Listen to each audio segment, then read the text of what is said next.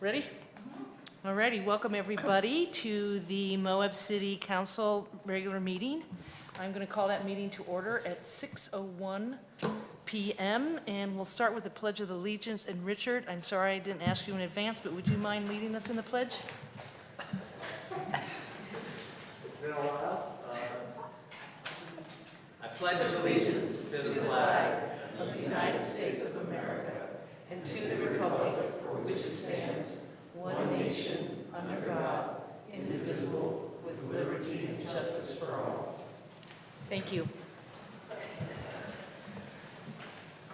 All right, we're going to start our meeting with a workshop. Generally, our workshops are held outside of our regular meeting, but because our agenda was fairly short, we thought we'd go ahead and include it in the regular meeting.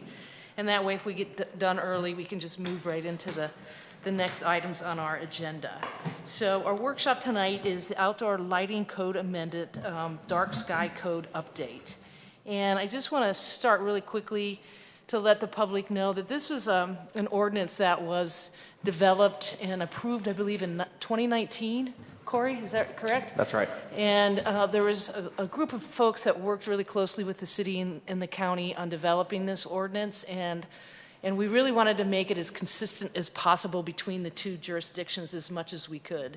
And so tonight, Corey's going to present to you Planning Commission recommendations on some changes that we've learned throughout the years that are not quite workable, that we need to change. And also, there's been some changes to the IDA application. We want to make sure we're moving forward with that process.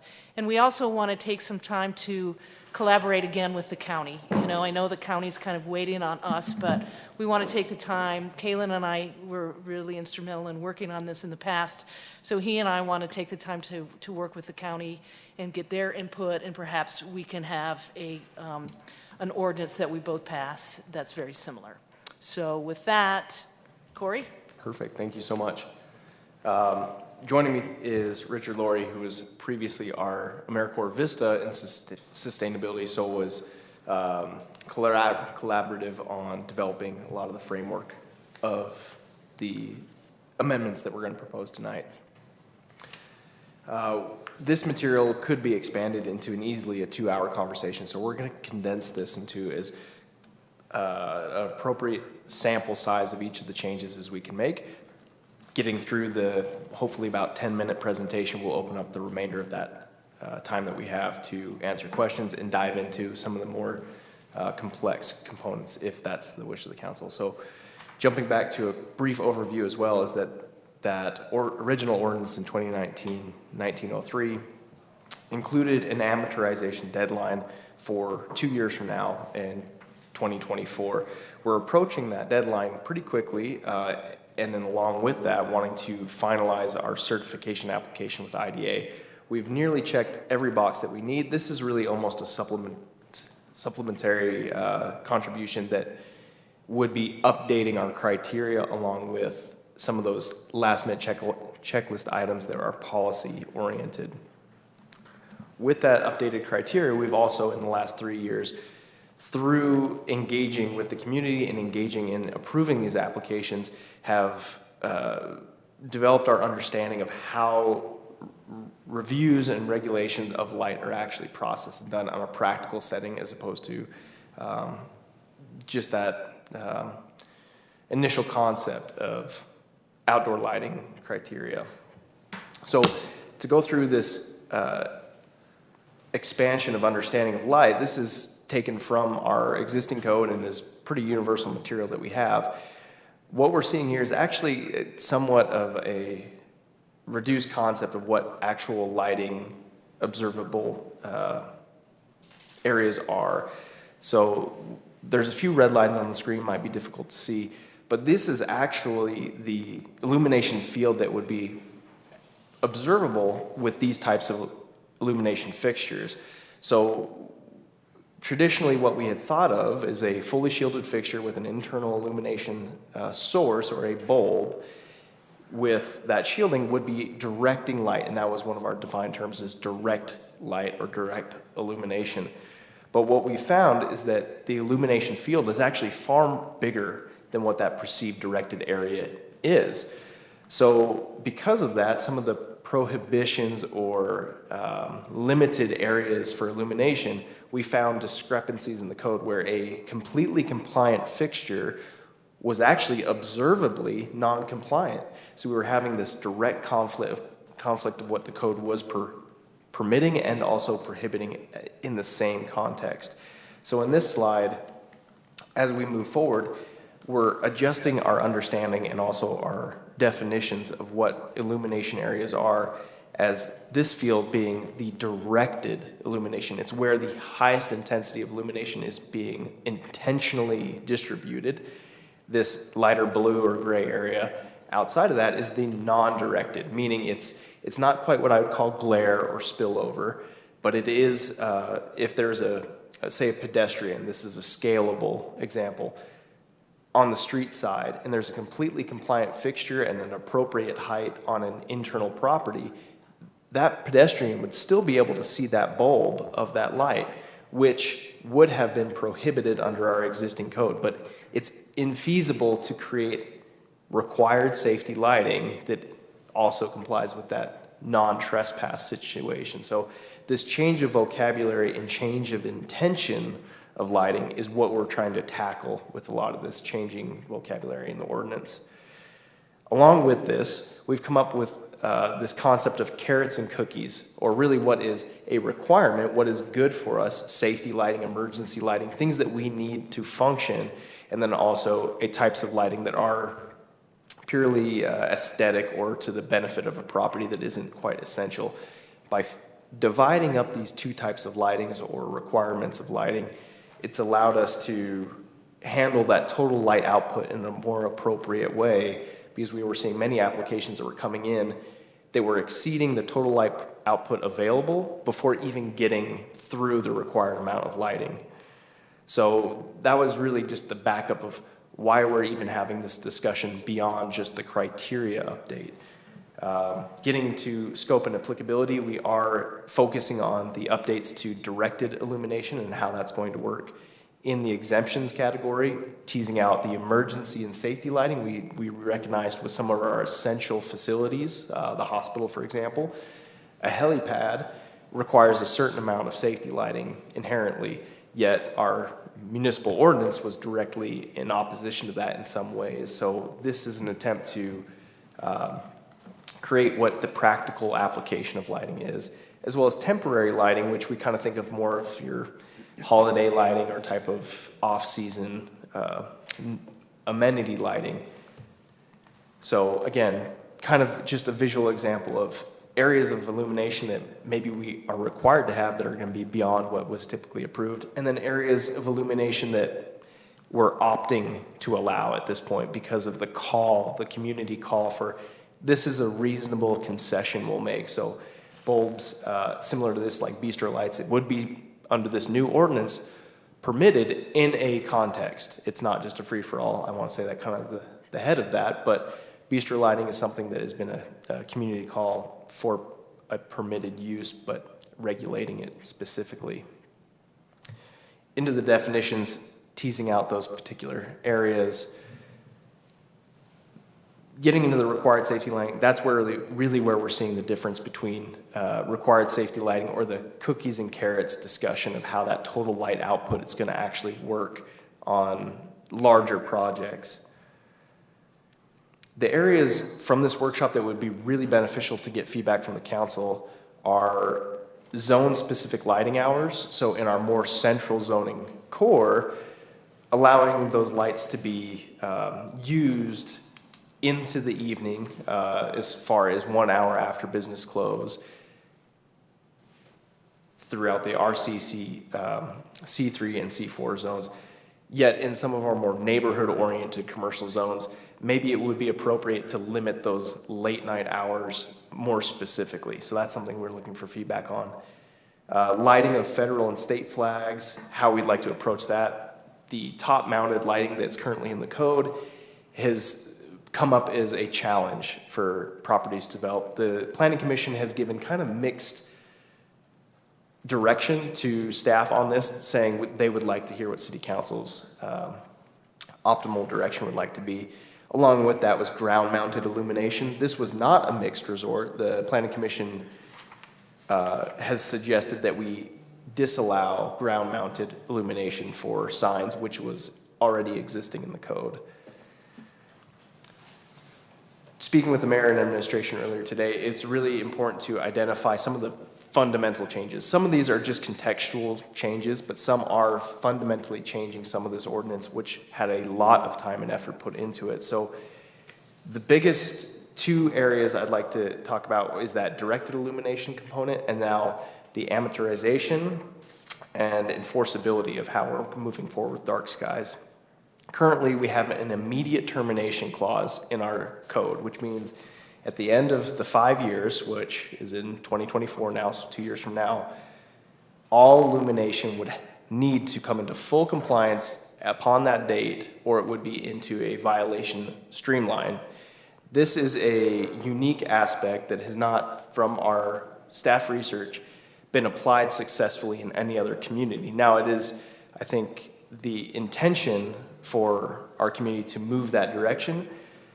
Transitioning from an immediate termination to a legal nonconforming status, rolling amortization would be backed up within our legal framework of our existing violation structure. We don't currently have any enforceability mechanisms to back up that immediate termination. So this is something that I know it will be fundamentally different, but from a enforceability and review perspective, which is the staff planning perspective, I think an important thing to consider here. While this shift from the immediate termination to legal nonconforming, and to speak about that a little bit more, meaning upon that 5 years, so 2 years from now, any property that maintains non-compliant lighting would have that legal nonconforming status applied throughout their entire property, which is a double-edged sword. It would allow them to continue the use of that property without being in violation, but it also freezes them and locks them in golden handcuffs, so to speak, that they would be unable to apply for any building permits, apply for any new business licenses. They're frozen. So before they can do any adjustments to that property, they'd have to fix their lighting first. That's the way most zoning amendments are incorporated into the community as opposed to immediate termination. We can dive into that a little bit more if the council wants to tease that up a bit. But being that that is going to, in some respect, slow that transition into a fully dark sky, meaning every property is compliant community, we have also incorporated what would be an addition of a special provision section in every zone category, established zoning area. We have the special provisions already in every zone, specifically in our commercial zones, that talks about glare, dust, noise being prohibited from trespassing over the property boundaries. So what we were able to do is incorporate that non-directed illumination, or excuse me, directed illumination could not be permissive beyond that boundary. So what that does is it identifies bad lighting, nuisance type lighting. So if you had a neighbor who has a floodlight, they would not be protected under that legal nonconforming status because it is immediately getting into that more hazard type lighting where it's having an effect on the property neighbor. This is a mechanism that we've coordinated with the IDA associate that was reviewing our application. They said this tandem kind of 1-2 punch was an appropriate way, they thought, to manage that transition where we're getting rid of immediately all the really obtrusive lighting and then working through the larger properties that have a lot of lighting that would need to be converted. This enforceability package would basically yield that every application from this point, well, has been since we approved in 2019 and continue, would be compliant. So every application we approve is dark sky compliant. The amateurization switching to that legal non-conforming status, and then active enforcement of that nuisance type lighting. Again, I apologize how quick that was on such, for Richard and I, it takes us about 2 hours to even warm up into the nuances of lighting code. But once you're there, it is pretty integrated. So at this time, I was going to stop the presentation. We do have additional materials, specifically the red line that Richard can speak to specifically if we have any questions, but wanted to turn it over to the council for discussion back and forth if that's where you'd like to go. Right. Just for clarification purposes, the red line version that we got in our packet is not the entire code. Correct. It's just the changes that were in the code. You'll see missing Right. missing sections, like it'll go A, B, D, E. Right. If there's no changes to C, we did not want to clutter Sure. this discussion. So you can reference within the existing code, there's a number of sections that are not shown. Yep. 'cause That's right. It's a big ordinance. That's right. All right. Questions, council?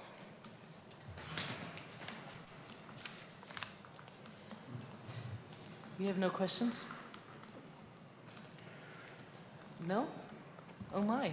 No, I Well- just appreciate like the tremendous amount of work that's been put into this.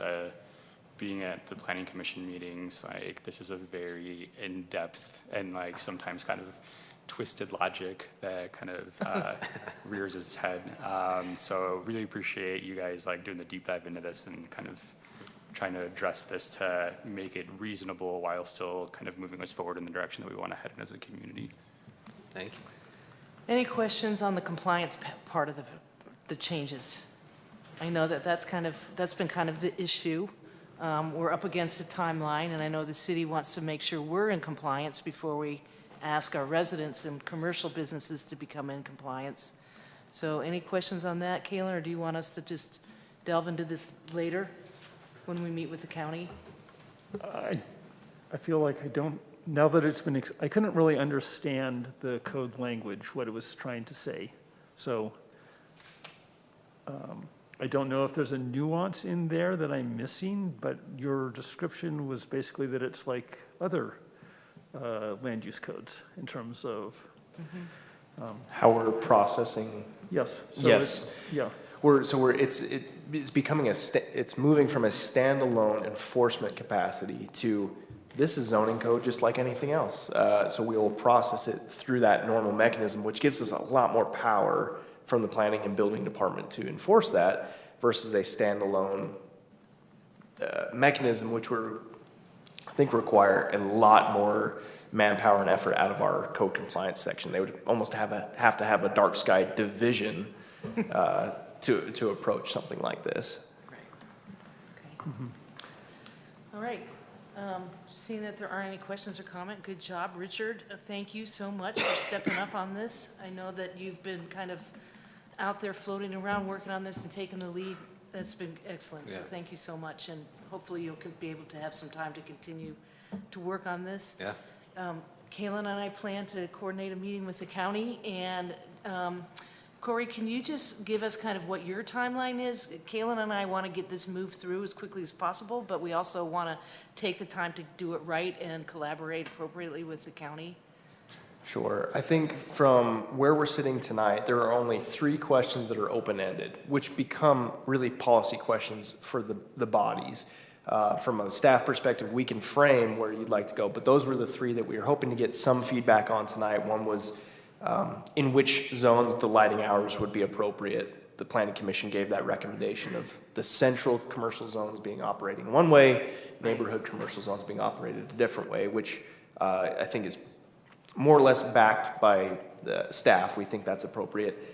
The illumination of flags, that's really a hard one, how to approach that. That's truly a kind of a policy, political aspect, but we need it in there somewhere, one way or the other. So we can leave it as default if we'd wish, or we can look at amending that to make it a little bit easier. And then the last was the illumination of signs, which is, again, an easier one.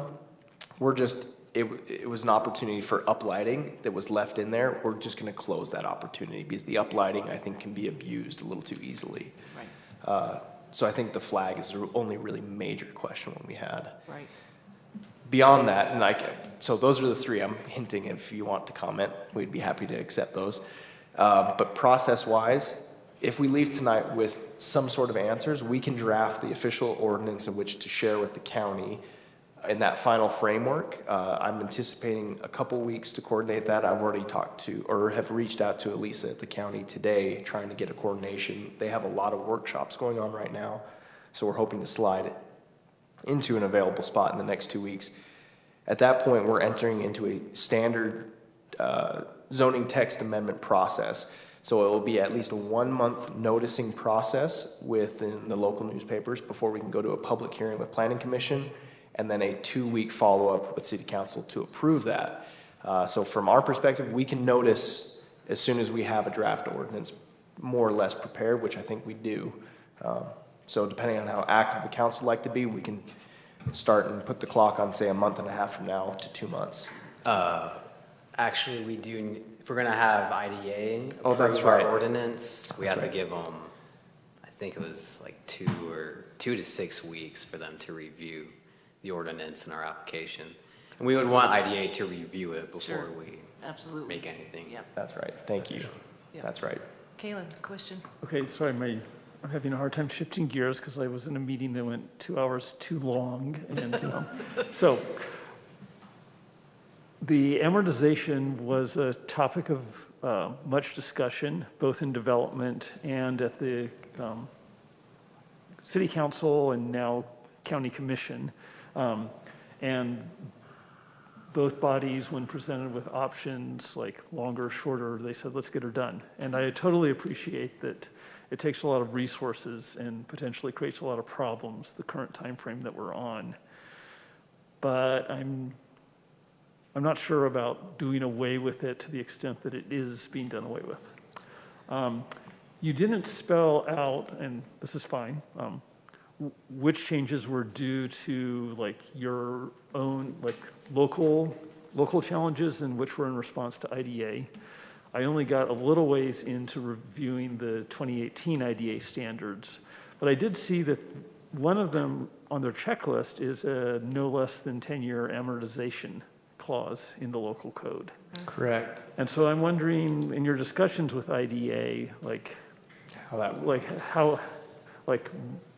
it looks pretty cut and dry on their checklist, so I'm a little puzzled. Sure. So with the current proposed draft that we have here, we are maintaining the 5-year amortization period. But that 5 years, it kicks into legal nonconforming instead of immediate termination. That immediate termination, which we could get our certification right now if we wanted to extend that to, say, 10 years, which many communities have done. We've reached out, how are you going to approach this immediate termination? We've been unsuccessful in finding a community that is successfully navigating that currently or going to navigate it. It's always, well, we're working on it is the question. Something that we've been practicing within the planning and building sphere in the last couple of years is non-performative code. We want code that works on the ground. It can look really, and I'm not taking away from the original ordinance, but the framework for that immediate termination was not spelled out, how that was actually going to be applied, which left a lot of unanswered questions and puts the planning department and building department directly in an interpretive liability of we currently have projects that we have to approve, yet we're knowingly seeing that there's discrepancy in the code, and that puts us in a really tough spot. So we'd rather have that code and like you're saying, well, what's the checklist and what are you experiencing? It's really, to a certain degree, a certain mesh of those things, but we could tease those out. Definitely to say, well, here's truly checklist, like the amendment to the sign code, that's truly checklist. That's nothing that we're interfering with specifically, but the directed illumination, location of pole lights, how that illumination is directed or is not supposed to be directed. Those are things that we're observing of. It's just not physically possible. When we talk to IDA, there's a number of things that are in practice not the same as the way you're proposing to draft them. So for example, their sign observation measuring in nits, which is a reflective capacity. Richard could probably go far better into it, but in a perfect lab state or a zero light spectrum, you can measure nits really well. But if we're in downtown Main Street, there's no way to isolate a particular illumination bulb away from the rest illumination. So a nit measurement is a non-practical illumination method. I know that's a lot of jumbled words kind of at the moment, but what we're seeing is how can we actually enforce this? So to the main question, we're maintaining the amortization, but it's looking different. And when we needed to check that with IDA, and they said, well, as long as you have that period in there and then a plan for following it did not have to be immediate termination if you're working towards that full compliance, which is that 1-2 punch of legal nonconforming with the special provisions section. So they had approved that. We were not sure that they would, but they did approve that as a viable checklist mechanism. Okay. And then you mentioned that on some site plans, they've exceeded their lumen allowance before they even get through their safety lighting. And so who sets the standards for the safety lighting?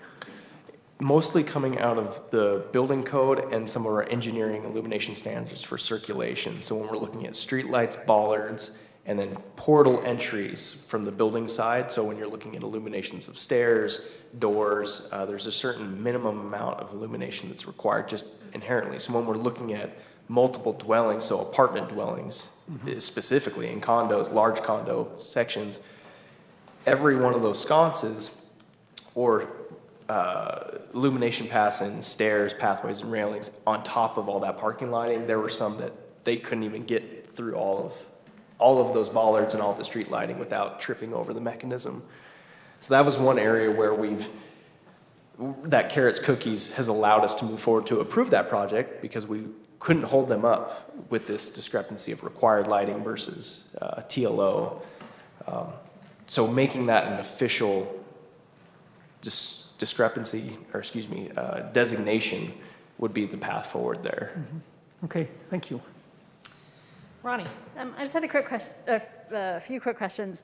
Joey, can you remind us, or maybe you know Corey, at the beginning of all of these discussions, there was some discussion about the role the city plays in impacting specifically Arches National Park, but beyond. And so can you just remind us, like Arches, Canyonlands, where do they stand with their IDA status? They are designated international dark sky parks. Okay. Arches became an international dark sky park in 2019, and Canyonlands, I believe it was 2016. Okay, and at the time... all of our southeastern Utah parks are dark sky compliant. Yeah, and at the time there were concerns about how the light escaping from the city might be impacting Arches. So what, if any, commitment do we have over time to be working on ours in terms of our impact on the park? I'm not sure that we have any commitment with the Park Service on this, other than in order for them to maintain their dark sky status, we have to be dark sky compliant too, because it really runs a risk. They have a risk of losing their status if we become so bright that they're too bright to qualify. And as we all know, this is a huge ecotourism. Everybody loves our dark skies. It's a really big deal. And Yeah, so that's do we where have we're to be at. compliant for them to stay compliant? So Yes. is there a time frame for that we have to get in As compliance? soon as possible. Okay.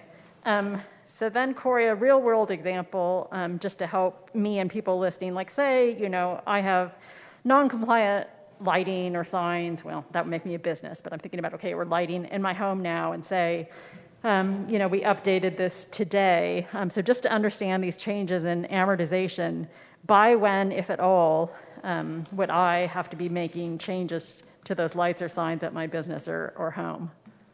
In 2024, on August, so the 5-year anniversary of the ordinance, that full effect legal nonconforming status would apply to any property, business, or otherwise that has non-compliant lighting.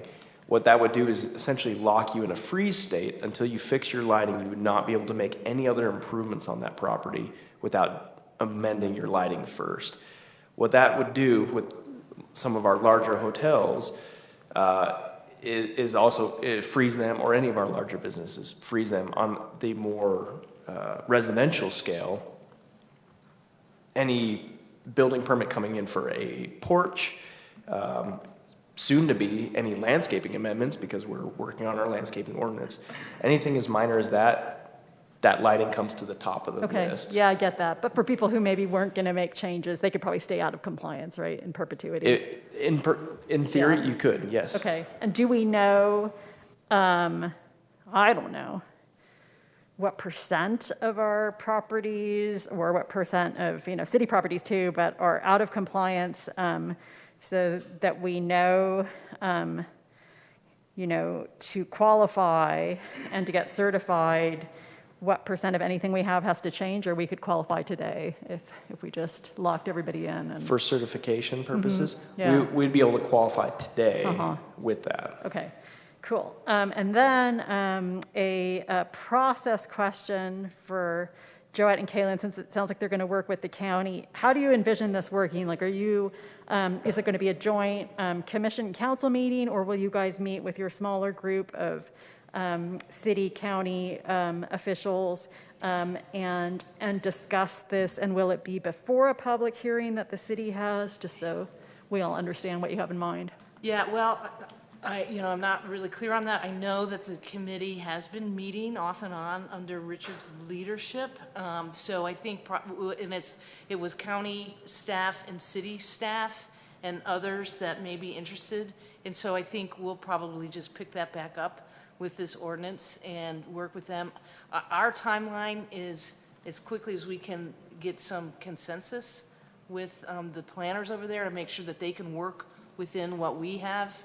Well, because did I hear you guys, you and Kaylin correctly, that you guys want, you want what the county does to mesh with the city? So it sounds like at some point there has to be a majority on the city council and a majority on the county commission who feel comfortable with what we're going with. So how does that process go? I'm only going to suggest that the city and the county come together first. Otherwise, we could be wasting time at the city pushing something through a public hearing that ultimately the group doesn't feel good about. And I would also ask for a red line that's complete, only because for people who haven't looked at it in a while or haven't looked at it before at all, because we have some new people and, people in the community who are new to it, but it's hard. I understand you end up with a big document, but it is very hard to follow the logic of the code as it will read from beginning to end without chunks. So at some point in the period before it goes to public hearing, and certainly I would hope when you work with the county,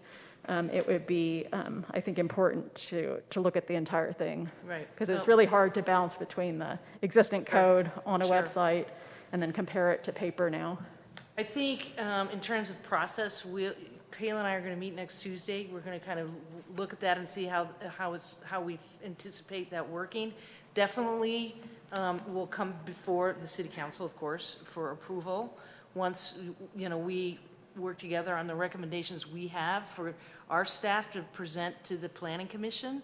And then this county can just do whatever they need to do. I think for our purposes, we want to make sure that they're comfortable, but I don't know that we're going to be able to be approving our ordinance and the county doing it at the same time. Do you have thoughts on this, Kaylin? As I recall last time, there was enough agreement that a joint meeting wasn't necessary. Right. There was Okay. enough discussions beforehand Okay. at the committee level and between staff and the respective legislative bodies that seemed like, and one of the interesting things about this is it's a pretty technical ordinance relative to some of the other things that we commonly consider, and I'm not sure how productive a joint meeting would be. It's almost more like if you want to get into that level of depth, you kind of, it might be more productive to do it like one-on-one with Okay. staff. And then the only last question was, because we have new people and it has been a long time, is there any value to some kind of presentation or workshop just to remind us in the community about just the very basics for the layperson of lighting and what one is focusing on? And that was my last question. Yeah. Yeah, I think it would be a great opportunity Yeah, to do me that. too. We haven't been doing as much outreach, and I think that sort of education and community engagement is one of the primary tools for making this happen. So I think that, and it's important that, given that we have new staff as well as new electeds on both the city and the county, that maybe reprising one of those presentations, maybe updated with any new nuances to IDA standards, if that's not too detailed. So, Yeah. yes. I guess I had one other thought for Corey regarding flag illumination. I guess it's hard for me to give you direction without knowing. I mean, I've definitely seen ones around town where it seems like, oh, okay, well, as much as we all respect and want to celebrate the flag, I can see how this would be an issue. You know, the way it's lit, if it's constantly shining into your bedroom or something. I mean, sometimes it does seem like there's more light than you need, and I've seen down and I've seen up. So I think what would maybe just help us is to know what some of the, or at least would help me, but I might be the only one, to understand some of the options, because I don't really know, you know, nowadays, technology and affordability-wise, you know, I kind of like the top down in the sense that it made sense to me, like you're just lighting the flag. You don't necessarily have to light all the ground underneath it. But I hear you saying that's problematic. So I guess I'm just saying it's hard for me to weigh in without knowing the practical options that people have. Yeah. Well, it's either up or down. I mean, you know, that's about it. But I think it'd be interesting to know how many flags we have that are being illuminated from the, you know, from up. I mean, I don't know that, but it may be an insignificant number. And I also think from the federal government standpoint, they may have their own rules that we may want to look into, that they have to do it that way. I'm not sure, I can't remember, but it's a possibility that, you know, because I know the Department of Energy does that, the Park Service, they probably don't. Although they take their flag down at night, so they, you know, that's another option. You can take the flag down if you don't want to uplight it. Yeah. Yeah. When we were talking about this at the Planning Commission meeting, I kind of Googled it, and I don't know that there's like official like rules, but like they kind of, you're supposed to display the flag from like sunrise to sundown in public, but if you want to keep it up at night, then it's supposed to be lit. Right, yeah, that's correct. Yeah. So, but I didn't see anything that it's like there's any sort of like specific rules that anybody would get in trouble for it. It's just kind of more of a matter of decorum and respect. Right, right. I think we probably need to look a little bit more into the flag situation. Sure. And does anybody have any comment about the zoning specific lighting for these guys? They really wanted to hear from us about that. No? I honestly haven't had time to think about it. Okay. You know, I'd like to say I like the idea. I understand the whole, like, cutting it off and stuff, but the whole amortization and that, I think, is a good idea, because any business that's currently non-conforming, they're not going to get brighter, right? They're going to stay at the status quo, and the second they want to change anything, then they have to come in conforming. And the only reason why I look at it that way is because, you know, and I wonder, like, if there's been education being done about these businesses or hotels or whatever that need to come into conformity. Do they know they're out? Do they know that they're not in conformity? You know, like, and then, you know, because I worry that if they know that they're not in conformity, and all of a sudden we hit August, you know, 2024, and they're like, hey, you're out of conformity. Bam, we're sticking you with whatever. They're like, I had no idea, you know. And so I'm just kind of curious if, you know, what's being done on that end of it, and if it does make sense to just say, hey, you're not in conformity, you know, but the second you update something, it's across the board. You know. Up to this point, we've had a pretty aggressive campaign to educate commercial businesses and, to the best of our ability, residential properties through mailers, materials, and email lists. Really as much as we're capable of doing to educate. We don't know how much of that is landing. I know the Friends of the Dark Skies, Friends of the Milky Way program, was specifically targeting businesses to say, hey, by the way, you're non-compliance, here's how you can get there before that period kicks in. I think if these changes were incorporated, we would still have to aggressively continue that educational campaign, maybe framing it different of like, hey, you're hoping to do that deck in 2024. By the way, your lighting's gonna be out of compliance. You're gonna have to fix that before that. The idea being, if there's any funding being given to a particular property, you have to fix what's non-compliant first. But if you're deficient in funds at the moment for especially residential properties, if you have a certain amount of non-conforming lighting that would require an electrician or financing, I know there's a rebate program that's available, and that will certainly be able to help, I think, quite a few people to a certain extent, but it will be limited. We don't want to all of a sudden, and this is very similar to our new landscaping ordinance, we don't want to slam our whole community, because it will be nearly every single property is going to be coming into this situation. with all of a sudden now you're financially liable for a certain amount that you weren't counting on. We want to make it, okay, you can maintain and continue, but the minute that you are looking to improve, you got to improve what's incomplete first. So I hope that makes sense. Yeah, but it does, yeah. Yeah, as far as the education, it's going to have to be just as aggressive regardless of its immediate termination or if it's legal If the education is non-conforming. happening, then yeah, I think it's great. Yeah. A lot more needs to be done, Jason, and is a nonprofit out there that I think will start ramping up to help the city get that, get brochures. We did that before when we first passed the ordinance. The Friends Group developed a brochure. We sent it out to everybody. We need to do that again. Not the city, but so there is a nonprofit out there that wants to help maintain our dark skies, and so we're going to engage them as much as we can. Yes. Are we ready today, or will we be ready soon to say where the city itself is still non-compliant? Because, We're As far as an internal audit goes, Yeah. We are non-compliant. we are not, we've identified what we need to fix. Part of this, and Richard maybe can talk about the resolution that would come along with this ordinance. So we would pass an amendment to the ordinance through that ordinance, but also a city resolution that would, I'll let you go ahead and take it off, Richard. Yeah, just say our commitment. So like one thing that we have to commit to is adaptive lighting for IDA. They need us to say that our city properties will have adaptive lighting, like dimmers and whatnot. But also we just need to say like when and where we're going to be putting in new light, and we have to have a justified cause for putting in new light. So that will be a resolution that we'll probably bring up when we approve the ordinance. Great. So that's our official commitment to the city saying we are going to fix it and here's great. how, when. Good. And I know we have budgeted for dark skies, not as much as we need, but we do have some money in the budget, so we'll be working towards that, hopefully this year. So did you get the answers to the questions? I think What about sufficiently. ground-mounted signs? Does anybody have any objection to that, to eliminating that? What was that? Ground-mounted signs?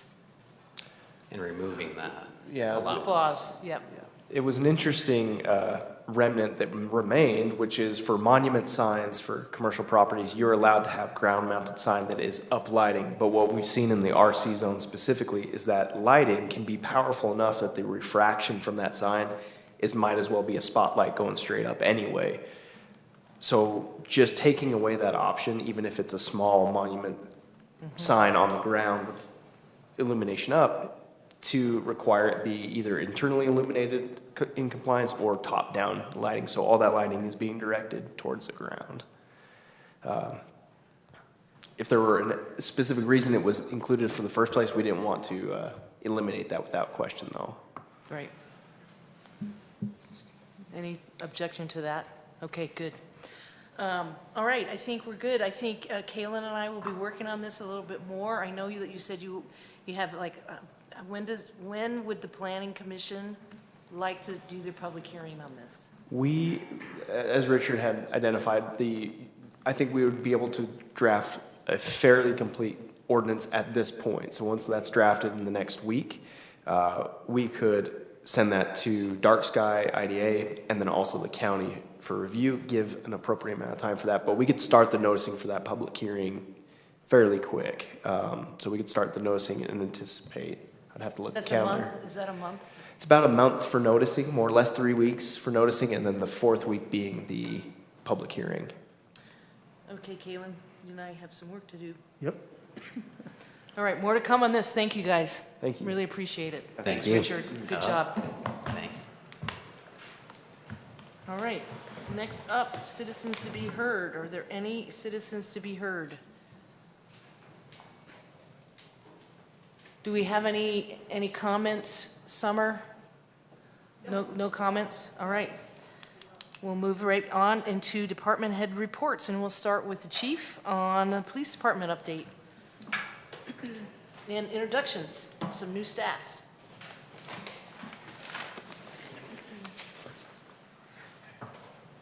Good evening. So, when I arrived here 4.5 months ago, feels like it's been like 2 years, but yeah, 4.5 months ago, we only had 8 officers plus myself on staff. So I'm here to report that we're up to 18 now on paper. That includes an assistant chief, an administrative sergeant, 2 new detectives, 5 officers, one of which is currently in post, and 2 will be starting the police academy, in 10 days, I believe. So I thought I've been asked to bring our new Assistant Chief Lex Bell and our Administrative Sergeant Scott Finlayson here, and so I think it'd be appropriate for them to actually introduce themselves to you, and so you can get to know them a little bit better. So I'll kind of turn some time over to them, and then I'll give you a quick little update on where we're at as a police department.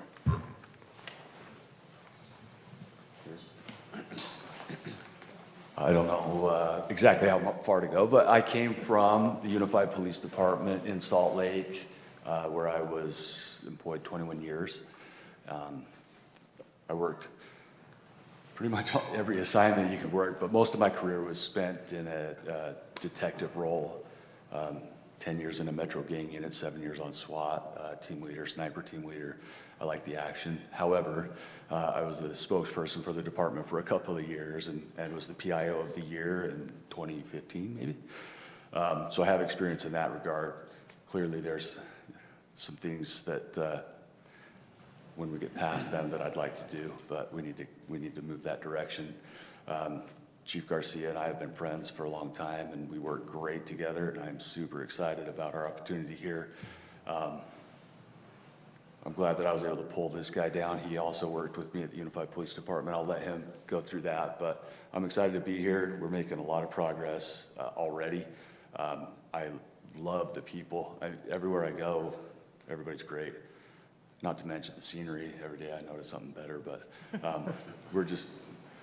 I'm excited. We're growing. We're doing things the right way, and adding the staff that we have and new local people to the police department that are going to go through the academy, that are going to stay here because they already live here. We're really excited about that direction. Can I just ask a quick question? Sorry, Ronnie Dressry. Can you guys just repeat your names only because I heard Chief Garcia say them, but then I was like, oh, who's who? Sorry, but. You're good. I know. The bald guy with the beard. I'm Lex. Got a few of those, that's the problem. Yeah, it Hopefully seems they all like- don't have the same first name. I don't know. We migrate to being cops or something. But maybe it's stress. I think we all just lose our hair after so many years of doing the job. Yeah. So I'm Lex Okay, Bell. nice to meet If you. you remember Alexander Bell, not Alexander Graham. Yeah, we have Jared Garcia and Alex Bell. I think that's kind of funny. Those names are hysterical to me. We'll wait for the ice cream flavor, yes. Okay, thank you. I'll let Scott go ahead. So I'm Scott Finlayson. I'm going to start with the family side of things. I'm married. I've been married for 23 years, and I have 3 beautiful daughters that keep me extremely busy. All 3 of them play club soccer. My middle one, she travels all over the United States. She's going to be going to Italy here shortly to play. So that keeps us and Mama Bear extremely, extremely busy. So, and that's their passion, so it's my passion too. So on the law enforcement side and education-wise, I have a master's degree in public administration and also a bachelor's degree in criminal justice. Just like Lex here, I've served across the board in law enforcement. I've been a detective, a school resource officer, a K-9 handler. I was assigned to the accident reconstruction team or the MAT team for county for 7 years. So I've been on OIC, officer involved protocols teams, homicide unit, just attached to all of those. A lot of good experience there. Also as a federal motor vehicle inspector, I was a grease monkey in the summers when I was an SRO, so I spent a lot of time under semi-trucks doing inspections. So yeah, across the board, a lot of experience. I've been coming to Moab for many, many years. My family comes down here. We love the area.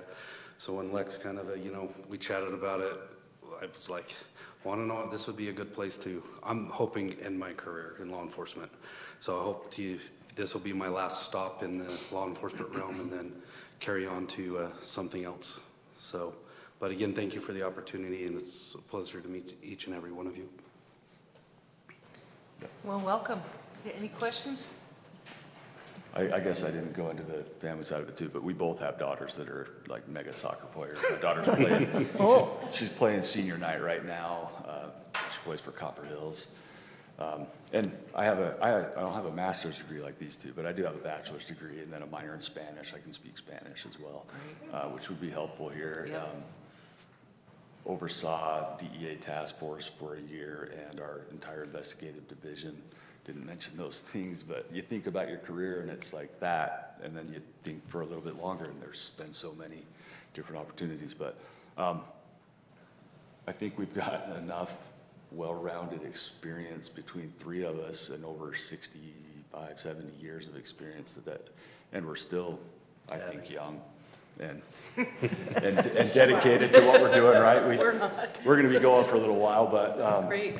I'm just excited to be here. Well, we're glad you're here too, and welcome to our community. I know the community's really happy to have our police department back in shape, and thanks to the chief and all the efforts to bring you here and you deciding to come here. We're really glad that you're here. So, Thank you. when you see us around, say hello. Don't arrest us, though. We'll try to stay out of trouble. If I'm arresting you, it's a bad day.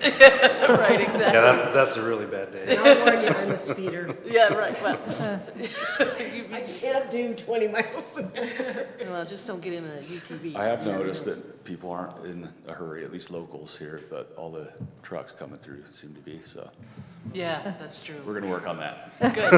Very good. Thank you, guys. Thank you. Thanks, welcome. Yep.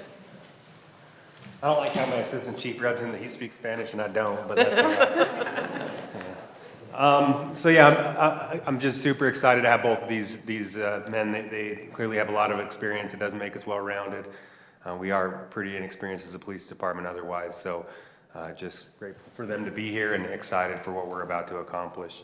I'll just run through a quick list of accomplishments and things that we have accomplished in the last 4.5 months, and then some things that we're working on, and then if you have any questions for me, I'm happy to answer them. But we have, thanks to the support of all of you, been able to upgrade our facilities. So we created a squad room for officers to have a place to work and do reports and kind of be a little bit more comfortable. We've been able to procure, it's called Celebrite, but basically it provides us the ability to provide better digital forensics on major criminal cases. We've also purchased a software program that makes it easier for us to track accountability of our officers. So if we have to counsel them, mentor them, coach them, it also helps us to track complaints within the community. So if we have a specific member of the community who consistently complains on our officers, we'll be able to show that and kind of highlight some of those frivolous complaints, but also show that when our officers do make mistakes, we are taking action. We purchased dash cameras for all of our patrol vehicles. Because of supply and demand, it's hard to get those things, so we have to wait about 6 months, but as soon as we get those, we'll get them installed in the patrol vehicles that work with our body cameras, which is a pretty awesome tool. We've been able to upgrade all of our firearms, including our rifles, our handguns, and our tasers. Hopefully we don't have to use any of those, but occasionally we have to use the tasers, I guess, but it's still good to make sure we have equipment that's functioning. We've invested in a training program called Police One, which creates better training opportunities for officers. We hope to have more in-person training and send Scott and others out to training so we can do more train-the-trainer type things, but it is at least an opportunity for us to keep our department compliant with the training requirements and kind of supplement some of those areas where they need improvement. We've converted an officer position to a school resource officer, which has already served us great. We've had some school, I don't want to say they're all school threats, but concerning behavior amongst our students, and it's great to have an officer that's engaging with the staff every single day and able to follow up on those to ensure that they are not serious threats to the community. We hosted a multi-agency training event that's focused on active shooters within our schools. We're going to continue to do that with the Department of Public Safety. And then we've also trained our detective on threat assessment, which is also a big topic in today's world where we just have a lot of politically charged items that really get people fired up, and we have a lot of people with mental health challenges, and so it's important for us to be able to assess those threats and hopefully take the appropriate action and mitigate and prevent serious acts of violence. So those are some things we've accomplished. We've been focusing really hard on getting the right officers hired, and again, I have one more to hire, but I think we're just going to take our time to make sure we get the right individual in that position over the next month or so. And then just 4 items that we're going to be working on. I'm grateful to have Scott here. He's one of the very few people I've met that enjoys writing policy and procedure. I think there's something wrong with him. He might have mental health challenges, actually. But he's currently in the process of reviewing all of our policy manual, and then we're basically going to revamp the police policy manual. We're formalizing our training standards and our onboarding procedures within the department to make sure when people they arrive here, we teach them how to be professional police officers from the day they walk in the door. we're updating our fleet, and then we are in the process where we have a company coming in to demo a records management system, which is in the budget to replace, and we hope to transition to a new records management system starting here in the next month or so. So there's a lot going on. We have really great people. We have a lot of work to do still, but we're making great progress. Like I said, I've only been here 4.5 months, so I'm excited for hopefully the next 4.5 to 6 months we start to rock and roll. So that's really all I have for all of you, unless you have any questions for me. Questions for the chief? Well, this is one I've just kind of asked you socially, and I'm not going to put you on the spot to answer tonight, but I think what might eventually be helpful for me as a council member, and I don't know, maybe for the public too, but having sat up here for 6.5 years, I think I told you, it's always confusing because you're never sure what the expected interaction is between a city council and the police department. And we've had a wide range of, very, very little, I would say in those 6.5 years, involvement or crossover to more. And so just something for all of you to think about is, what is helpful, what is not helpful. It just helps us to know. But then certainly too, I know we didn't give you the opportunity, but if you have questions for us, I think we're all on the website, but you can call or text or email or stop us on the street, or hopefully it won't be for an infraction, but yeah. But anyway, just something to think about that would be, I know, helpful for me, just because I've seen it all, but I'm never sure if there's a preferred system, so yeah. Sure. I think we all of us would be open to any opportunity to meet with you individually or as a group and share information. We have started to create a weekly summary or recap of all of our events. I send that to Carly, and then I also send it to a few of the local media entities so they can, it's just a process that I improved the way it was happening previously. I didn't feel it was appropriate, so it at least provides them some information, and if they want to send a grammar request in, they can on specific cases if they're not still under investigation. Okay. But it is available to you, and then if you have any questions related to any of those incidents, I'm happy to answer them as far as I can, as long as it's not an ongoing Carly, if those thing. are summaries that are appropriate for us to have, that would be cool. Yeah. Okay, thanks. Yeah, and I think, that's always been a question, is what's really going on out there? And so at some point, it'd be great for you to report that out in a meeting to the public in ways that you can, that's appropriate, I think. Sure. At some point. We can talk about that. Yeah, I'm happy to go over even some of the major events. I mean, we've had some pretty crazy events this week, but yeah, I obviously don't want to consume your meeting either, but definitely that information's available at any time, and if you have specific questions, I'm happy to answer them as long as it's, again, not an ongoing investigation. Great. And that's when we update to, I believe it's Spillman. Have we settled on Spillman?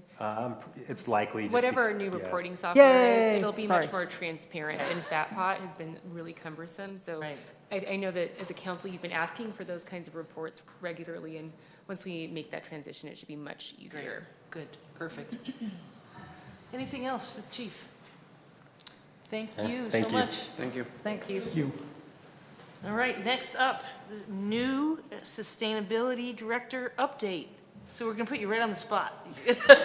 You're going to give us an update. Welcome. Welcome, Lexi. Thank you. So our first update is that the Director of Sustainability position has been filled as of yesterday. So not to be too presumptuous, but I'm going to talk a little bit about my priorities for the year and introduce myself.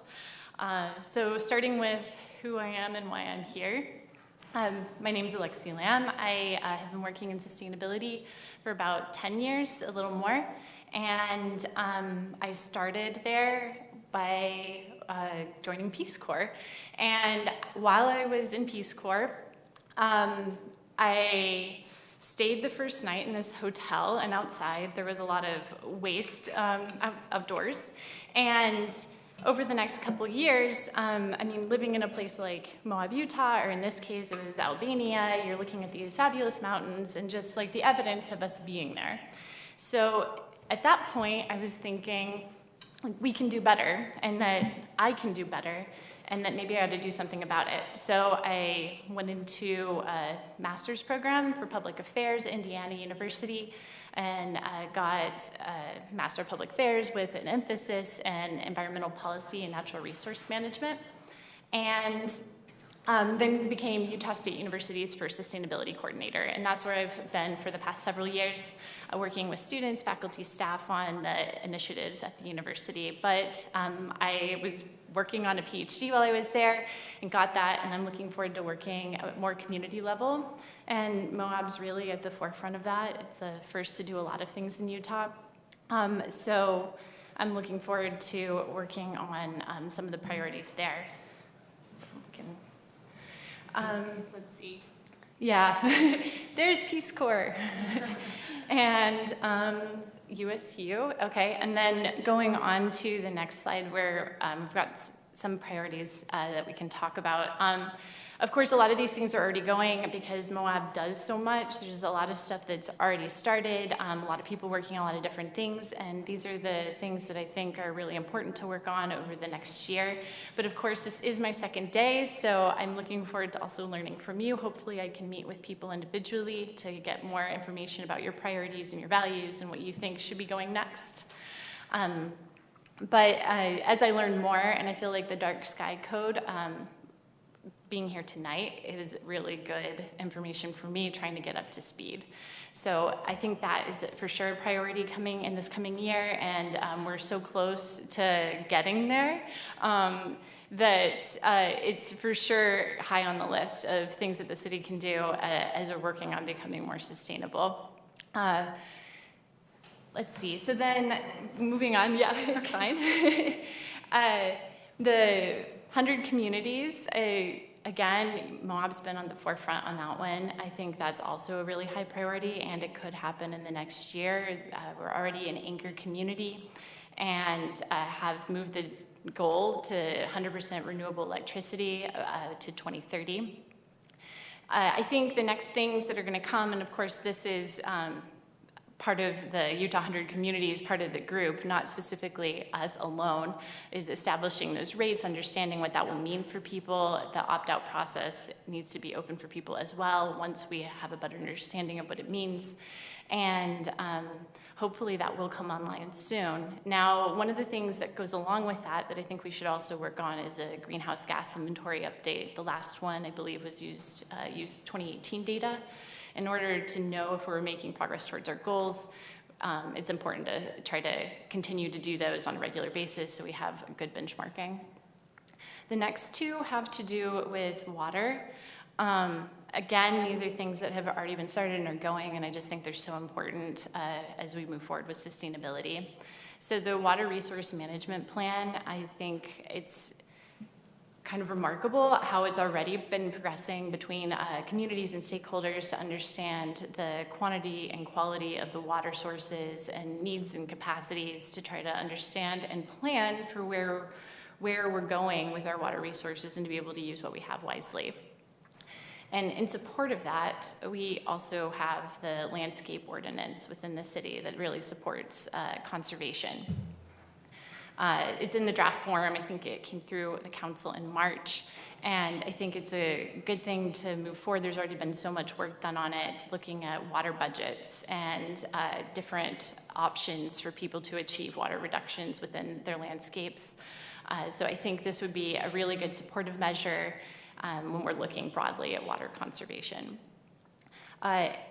In thinking also about resources that are valuable, I think it's also important to think about our waste as being actually a resource.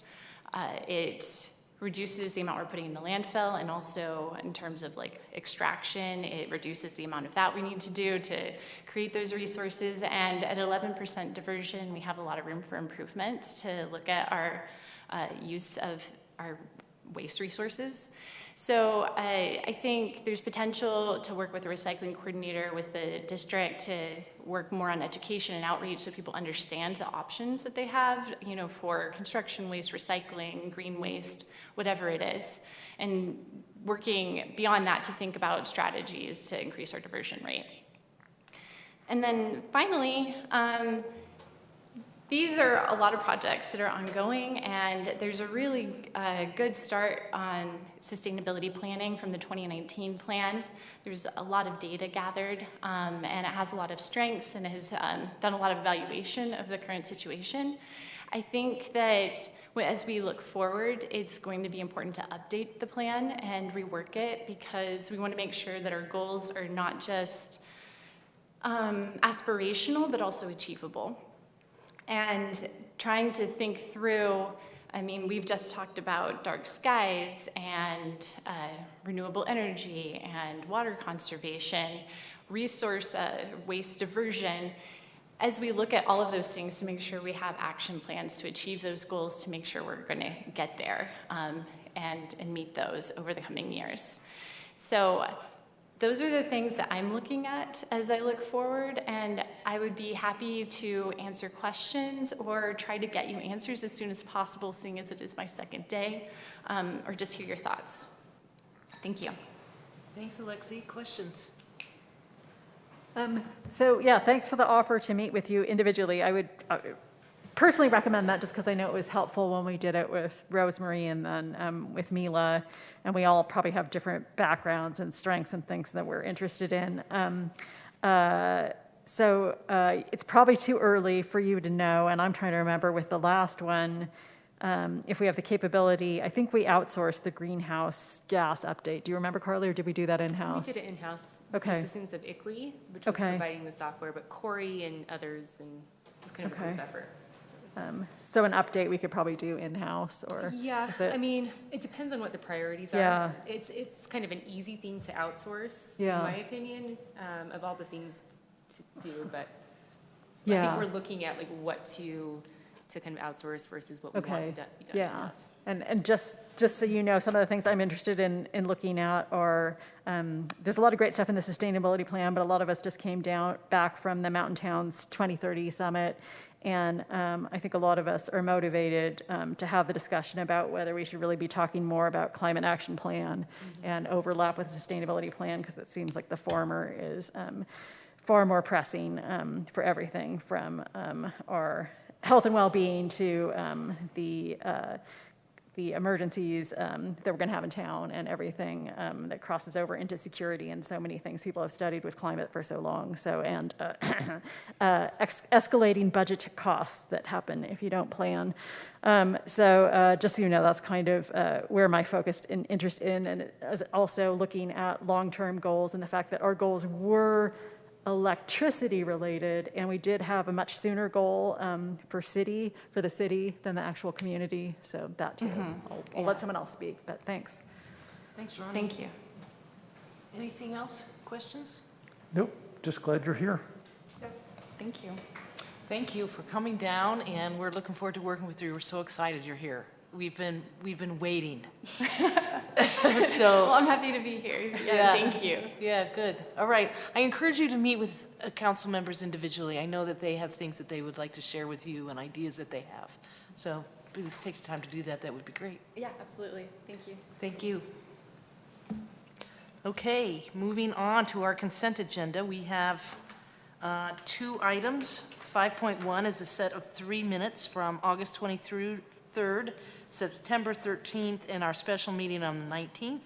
And then item 5.2, which is the approval of the bills against the city of Moab in the amount of $1,603,814.85. So a motion to approve the consent agenda. I'm willing to make a motion, but I think we're going to have to split it up because some of us weren't here for the meeting on the 19th, so I would request that we pull that out, and I'll make a motion accordingly because some of us might want to abstain. Okay. And the other thing is I've been directed to do a red line for the minutes from August 23rd, so those will have to be tabled. So I can make a motion to approve 2 of the consent agenda items, approval of the September 13th regular meeting minutes and approval of the bills, and then to table the August 23rd minutes, and then I'm going to leave it to someone else to make the motion on the September 9th minutes. Let's start with the consent agenda. Do I have a motion to, did you make the motion? Okay. Motion made by Ronnie to approve the consent agenda for the minutes from September 13th and the approval of the bills. A second? I did put tabling August 23rd in there. Do you want that No, separately? I'll call for that motion second. Okay, I only asked because at our last set of minutes, it was all together. Yeah. So in one motion. Okay. 3 motions. Yeah. So motion to approve the consent agenda with one set of minutes from September 13th and the payment of the bills. Second. Okay, motion by Ronnie, seconded by Kalen. Any discussion? Nope. All in favor? Aye. Any opposed? Motion passes 5-0. Ronnie, you have a motion to table the minutes from August 23rd? Yes. So moved. Can I have a second? Second. Second by Luke. I think it was Caitlin. I can't tell. We'll give it to Luke. All right. Any discussion, Ronnie? Nope. Luke? Anybody else? All right, I'll call for the vote. All in favor of tabling the minutes from August 23rd? Aye. Any opposed? Motion passes 5-0. And lastly, we pulled September 19th special meeting minutes off the consent agenda because Ronnie and Kalen were not available at the meeting. So if I can have a motion from those that were to pass the meeting, or approve the minutes from September 19th special meeting? We'll move to approve September 19th special meeting minutes. All right, motion by Tani, second I'll second. by Jason. Any discussion, Tani? Nope. Jason? No. Luke? Nope. I All think in, we should have more meetings that long, though. well, we're shooting for it tonight. Okay, all in favor of approving the minutes from September 19th special meeting? All right. All right, any opposed? Any abstention? Aye. Okay, so we have, motion passes 3-0. Tawny, Jason, and Luke voting in favor. Kalen and Ronnie abstaining because they were not available to participate in the meeting. Motion passes. All right, moving on to new business. Annie and Levi, we need a pool filter. Emergency purchase for the Aquatic Center swimming pool. We've got Colby here too, who Yeah, and is awesome. he's taken Patrick Berry's position. Oh, welcome. Yeah. Nice to meet you, going? Colby. Nice to meet Thank you. you. We've been training him for a year. It's like a really big Good job, job. so we're I so know, Pat grateful should've- that he's willing to do yeah, it. Pat had to retire. Yeah, we're very excited to have Colby here as soon as he got on board. We've had a lot of challenges, hit him right away, and he's done a great job. So Is that how it works? Right, Chief? That's challenge right away. Okay, so as you guys don't know, the mark was built in 2010, and it's coming of an age where its infrastructure and equipment is starting to need replacement or repair. And the first one that we've encountered is the pool filter, which has been failing lately and needs complete replacement. In the past 10 years, pool filter technology has advanced quite a bit. So our options in replacing this filter is to continue with the sand filter technology that is currently used, or to move to the Aquify system that we are recommending.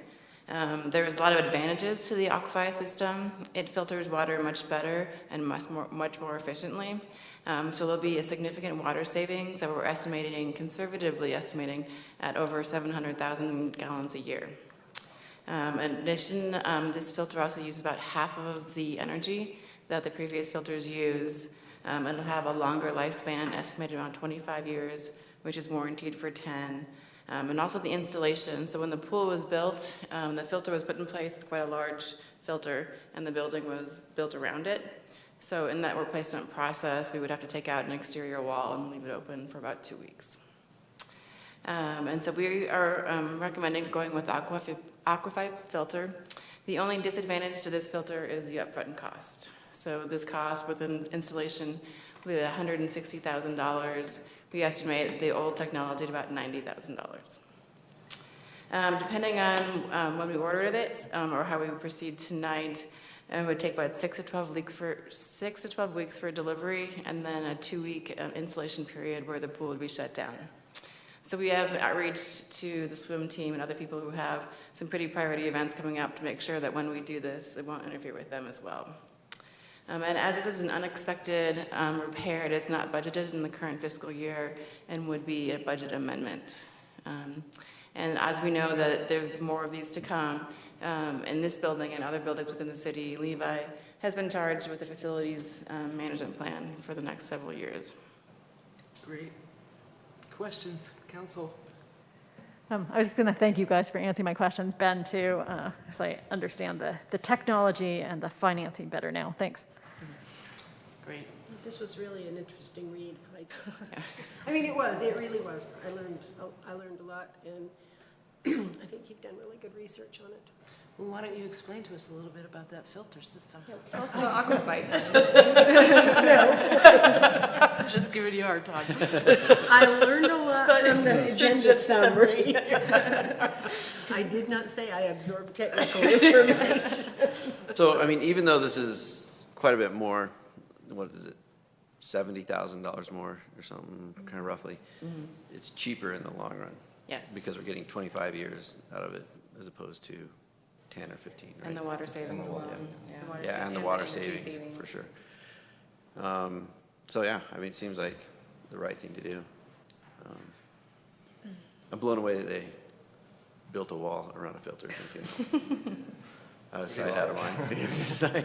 We'll never have to replace it. Great. Isn't that how you build your house?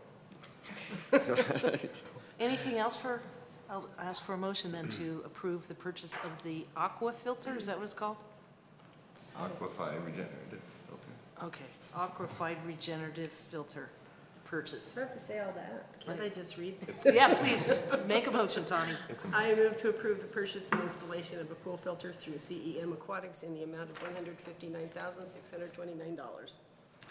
Motion by Tom, second by Jason? Any discussion, Tawny? Nope. Jason? No. Anybody else? Call for the vote. All in favor? Aye. Aye. Any opposed? Motion passes 5-0. Thank you, and looking forward to that facilities maintenance report, so. It's gonna take some time. We'll go through facility by facility and evaluate the entire facility, everything inside the facility, what the needs are for that facility. Great. Yeah, and on the condition of the HVAC, on the mechanical, everything. So, yeah. Yep, that'll be great to have, so then we're prepared in the event of an emergency, hopefully. You know we won't be all the time. Thanks, Levi. Thanks, Annie. Thank you, Colby. All right, wow. Last agenda item. Annie, do you want to stay up here for a minute, just in case there's questions? Is the appointment of the Tax Advisory Committee for the RAP tax, Technical Advisory Committee for the RAP tax. I think I spoke to everybody, Ronnie. I don't think I talked to you about these appointments because I got the list after you and I met, and then you were gone. But there was 10 applicants, and I went through the list and decided on 5 of them, which is what is required. 3 positions will be 3-year terms. 2 positions will be 2 years. We wanted to have somebody with some arts background and somebody with some recreational background, and then the other three would be community at large. I've talked to Annie about it. She's happy with the appointments. I hope the council will be too. I've talked to each one of these applicants individually, kind of told them a little bit about what the expectations are and made sure they were still interested. And I feel very confident that this group of people will be an excellent first committee for the RAP tax. Richard Codd, he would be our arts advisor, I guess. He's very involved in the arts community. He does arts talks on KZMU. He's married to the former planner, Nora, and he's great. I think that he'd be a good addition to the group. Molly Taylor has tons of recreational experience. She's an outfitter in town. She rides her bike all over the place. She does everything with everybody, and she's very involved in our parks and our local parks. So she and Richard would be a 3-year term. Molly would be our representative, 3-year term, and then Emily Robertson, who's the executive director of the Youth Garden Project. I think that would be a good fit as well because of her experience with youth and all the great things they do out there. Very excited about the prospects to serve on this committee, and she would also be a 3-year term. Barbara Hicks, and we all know Barbara, she's been around for 30 years. She is an accountant. She's got some great business savvy, so I think at the initial startup of this committee, she'd be an excellent choice to help through those kind of processes. That would be a 2-year appointment, and then Neil Clark, who would also be a 2-year appointment, has a couple of young kids. He's really into biking. He's a lawyer for a nonprofit here in town, and I think would be an excellent fit as well.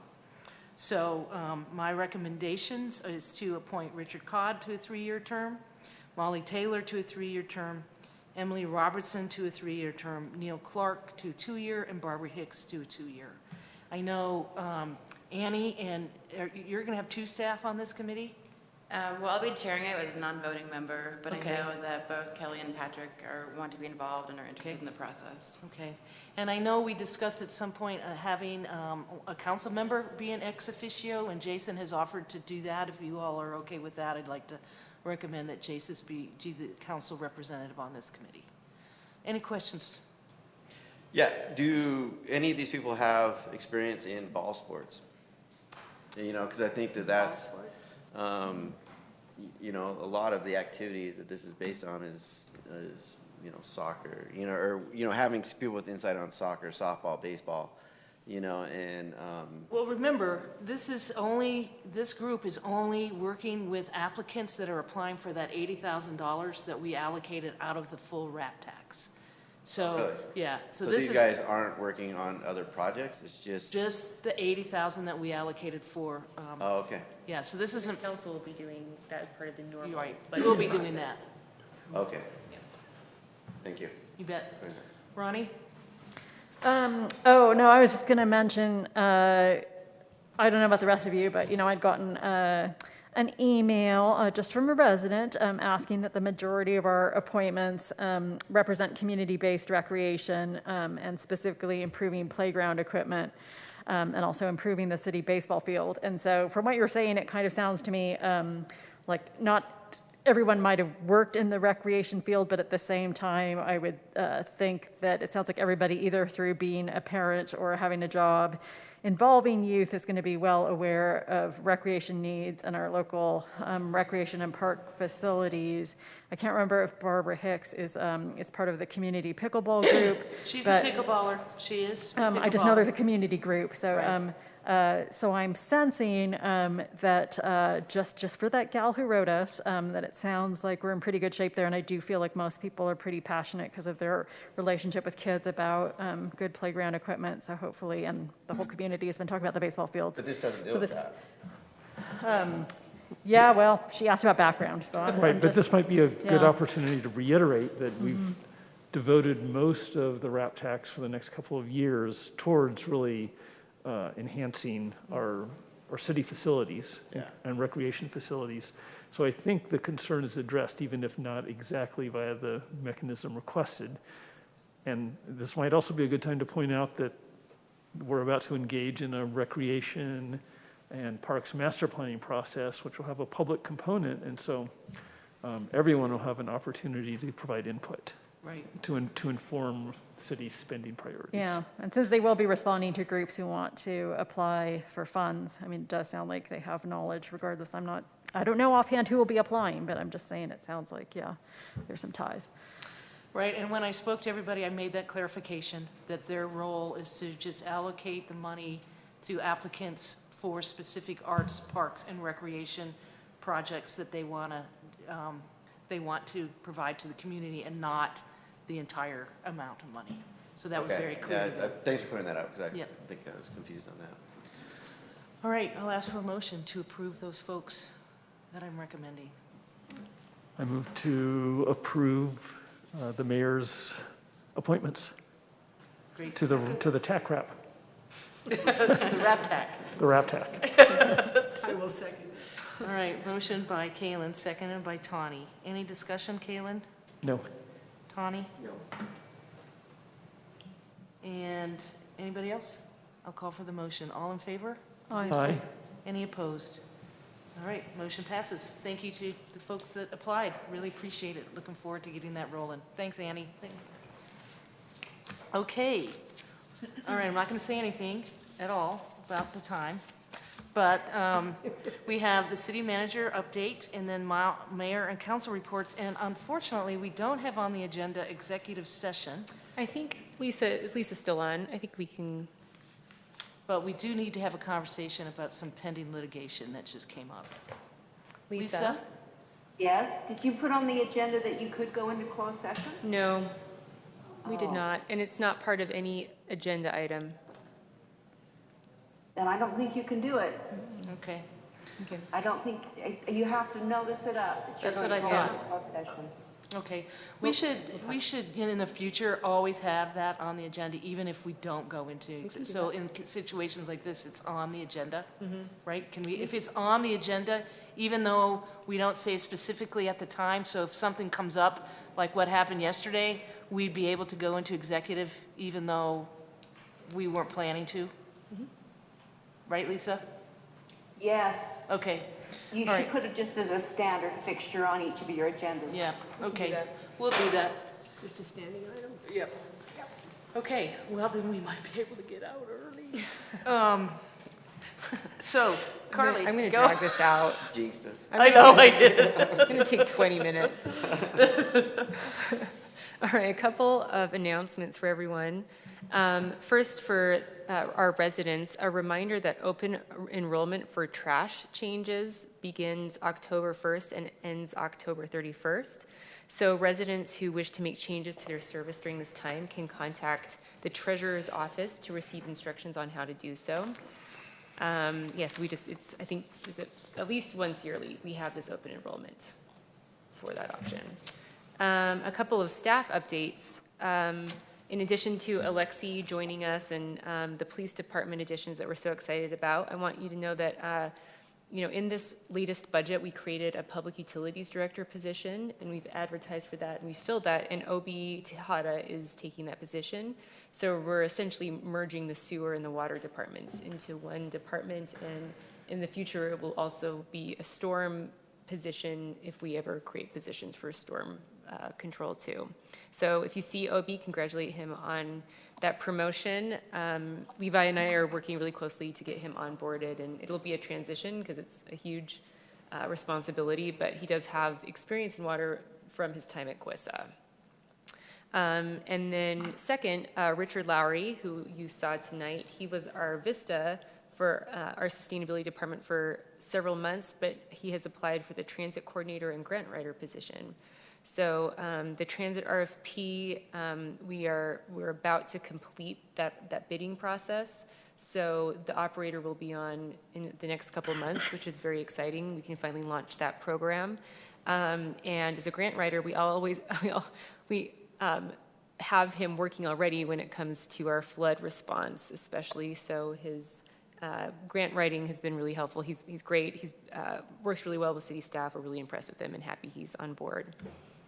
And with that, we're almost fully staffed. The one exception is the housing manager, which we need to advertise, but that has been a challenge. We've had it out several times without sort of some promising applicants. What about community development? Oh, and the community development director too, that's right. That one, we're kind of proceeding to see if it's needed. We're a little bit worried about budget this year because of revenue issues, so I'm still assessing what kind of priority that is. For sure, the housing manager is a priority because we want to get Walnut Lane, that RFP out pretty quickly, and we might have some updates for you in the next few weeks about that. Community development director, I'm still assessing how that's working. So, and then speaking of grants, a few days ago, our lobbyist Casey gave me a call, and he alerted me to a grant that is available. It's I think, I don't know exactly the situation of where this money has come from, but it is ARPA money at the state level. And the only entities that are eligible for it are entities that have not received ARPA funding already, such as Gwissa. So he advised us to see if there was a joint project between us and Gwissa that might be appropriate for the grant. It's for water and sewer projects, or amongst the eligible projects. So we've turned around very quickly a grant application for an interconnect between the two systems. Probably not our highest priority, but it's definitely on our priority list, and it is a basically shovel-ready project that we could submit very quickly. So we hope to be hearing good news about that in the next couple months. So pretty exciting. That's a 50-50 cost share, so it would be, Gwissa and us splitting the cost with the state, essentially. so pretty promising. Those are my announcements. Great. Caitlin? Can I ask a question? Yes, of course. Given that the city was, sort of the valley was told to just have one sewer treatment plant as opposed to different entities having their own, could a project for the wastewater treatment plant qualify if it's specifically serving GWISA wastewater? Probably. It would need to be a project that GWISA was interested in applying for the grant and managing the grant. So one that would serve them as well as us probably would have, and the grant deadline was this morning. We just had like 3 days to find out. Okay. But yeah, for your information. Thanks. We did kind of run through a couple of options, and I believe Dana got the support of her board for a specific one too. So it was a quick turnaround. Thanks. Yeah. Any questions for Carly? Any other questions? All right, we'll start with reports, and we'll start with Luke. Yeah, I only made it to a couple of meetings. I made it to the local homeless council meeting. Unfortunately, my internet died about like 15 minutes into the meeting, so I really only got to the numbers. So currently there's 6 agencies that are serving homeless people that are reporting data. That's MVMC, CKVID, USARA, Moab Solutions, Four Corners, and the Free Health Clinic. This past month, they had 59 unduplicated individuals currently dealing with homelessness. The outlier showed up this month with significantly more men than women receiving services. It was like a little bit of a split for a while, but yeah, out of those 59 unduplicated individuals, 13 of them were youth. 53% of them are literally homeless, while 47% are at imminent risk. But the breakdown with that is that 93% of that is situational, which is a really consistent trend in the data that the committee has been, or the council has been collecting. And so only 7% of them are chronic. So I think that really speaks to the inability to find housing within the community. A lot of the homelessness that they deal with is also tied to domestic violence, substance use issues, and mental health issues. And so I know that there's organizations within the community that are trying to address some of those concerns to provide kind of better supportive wraparound services. And then, yeah, Katie got on from HASU, and then my internet went down. So that's all I was able to get, unfortunately. I did attend the Moab Area Watershed Partnership meeting on the 21st. We got an update on the Matheson Wetlands Monitoring Project that the UGS is currently conducting. They're currently conducting a study to create a water budget for the wetlands, measuring flow rates of springs feeding the wetlands. They did bring up Skagel Springs again, as like that's kind of one of the areas where they're struggling getting like accurate numbers. They're hoping to have a report within a year, which will also unfortunately mark the end of funding for the current project. This was proposed as a 3-year project, but they really only had funding to make it through year 2. So they are potentially looking for assistance in funding the 3rd year of that project, and that would be for fiscal year 2024. They're trying to see how the creeks are interacting with the groundwater. There's a brine layer that's flowing underneath our groundwater, and so they're measuring salinity levels throughout the wetlands, and seeing how that's kind of affecting growth. And they have noticed that the brine that's flowing under there has a significantly greater salinity than seawater, and it's more concentrated on the north and west sides of the preserve, so unfortunately right next to the river. And they're looking to come up with a proposal to expand the study to see how much salinity the brine is actually feeding into the Colorado River, and are looking for funding for that portion of the project for fiscal year 2023, with some flexibility on the timing of that. They're currently working with the Nature Conservancy to see if that's something that they'd be amiable to kind of open up to USGS. But it was stated that they believe that this study would also really help kind of answer a lot of the, or at least some of the questions that were raised by the USGS water study from a couple of years ago. So potentially some really valuable information to be able to glean from the results of that. There was some discussion about the flood events that hit our community. Some of the scientists there did their best estimates to try to get a sense of just how much water was flowing through there. Unfortunately, since we don't have like flow meters that are really equipped to handle that amount of water, they had to do a lot of kind of manual calculations, and so it's not the most accurate method that they have accessible to them, and they weren't really able to quantify just how much water had overbanked and spilled over onto the streets. But some of the kind of consistent numbers that they were getting was about 5,660 to 5,670 CFS below Pack Creek.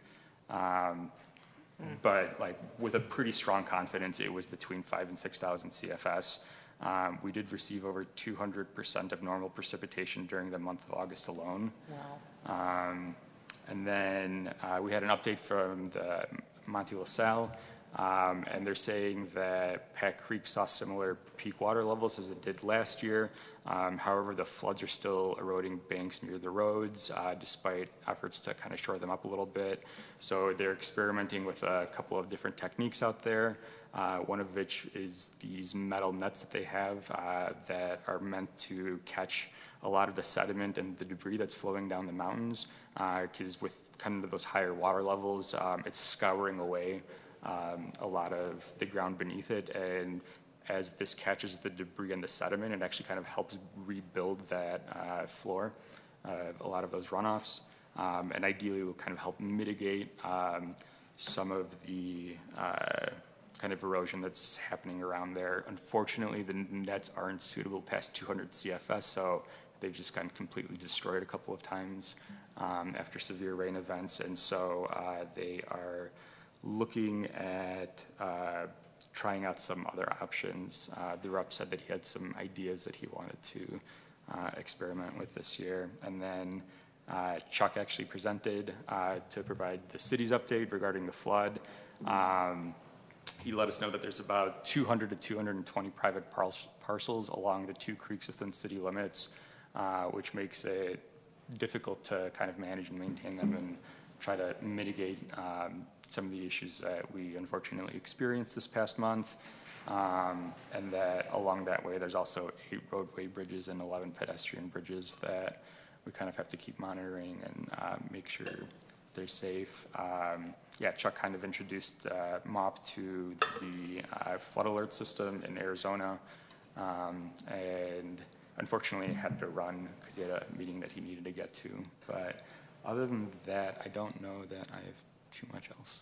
Great. Thanks, Luke. Kaylin. I attended a solid waste special service district meeting, and it's just your typical stuff, procurement policy, a new dozer, that sort of things. And I went to the Mountain Towns 2030 conference for communities pursuing aggressive decarbonization, and there was a ton of interesting information, which I will spend, how long do I have, 20 minutes? No.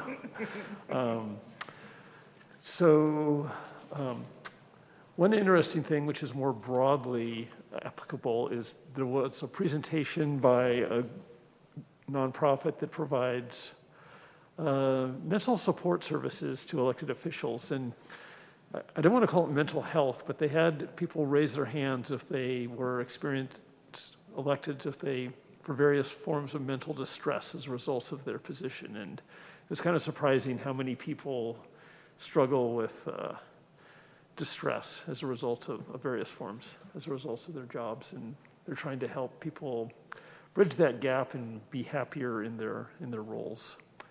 Are you guys stressed out? Sorry, Kaylin. I can answer that. Plead the fifth. And then there were sessions on towns such as ours who are working on accelerating community-wide electrification and looking at ways to harness growth to reduce greenhouse gas emissions and just instead of them just being drivers of them.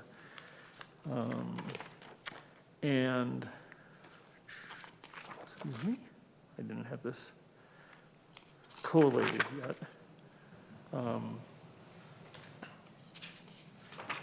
Well, I'll leave some for Ronnie.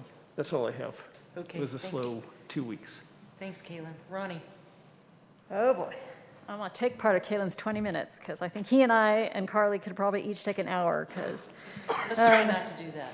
Okay. Yeah, well, I'm just telling people Mountain Towns was more than worth it. And I'll come back to that. Let me flip to the right page here. Okay, my system of care regional advisory committee meetings have been postponed. We used to have them monthly, but we're not going to have another one until January 2023 because there's a little bit of change going on there. But Becky Hinchcliffe, who's our high fidelity wraparound Eastern Region program manager, based here in Moab, is trying to send out emails to kind of keep people updated about what's going on. So just a few things. If anybody knows of a family who could use their services, I just want to pass out Becky's number. Her cell is 435-650-4136, and the email is bhinchcliffe, hinchcliff@utah.gov. And as you guys may recall, they are providing services to try and help families with children who are suffering difficulties, whether they're behavioral or, I'm going to lose a word here, but sometimes families face stress situations where they're just having a really hard time knowing what to do for their child. And in some cases, they feel like the only thing they can do is send the child out of the community to get the services that they need or to send them to a home out of the community. And what Becky and the professional she works with do is provide kind of a wraparound of different professionals in the community who can help that family try and keep the child in the home, in the community, in the school, because all of the research that is done shows that that's the best situation for the child. So anyway, in case anyone's looking, our little updates for now are that they are looking, they have an open facilitator position in high fidelity wraparound in San Juan County. So you can contact Becky about that. And also, for those of you who are interested in this subject, and you might not know about the Multicultural Counseling Center, but they are also hiring a rural family support specialist. And so your contact there would be Aurelio Rodriguez Medrano, and you can get him at 385-355-4188. I've been talking to the mayor and the former mayor and Carly, and had an email exchange with Tawny Zahn too about celebrating Indigenous Peoples Day this day, which will fall on Monday, the 10th of October, 2022. It's seeming like the former mayor, Emily Niehaus, will be leading a candlelight vigil on that evening for 30 minutes starting at 6:45 p.m., I think still in front of City Hall. So keep your eyes abreast for updates on that. And then moving backwards, we had a Grissom meeting, Grand Water Sewer Service Agency, on September 14th.